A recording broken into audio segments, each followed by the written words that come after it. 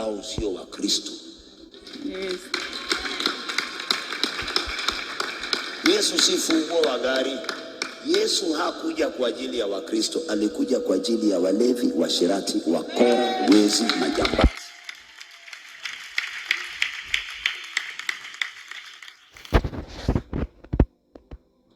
Hiyo ndio injili ninayohubiri. Yesu alikuja kwa ajili ya huyo mumeo mlevi.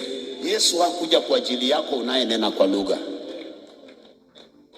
Sabuni ni kwa ajili ya nguo chafu. Huwezi ukatumia sabuni kusafisha nguo safi. Chukua Yesu, peana kwa huyo mume wako mlevi.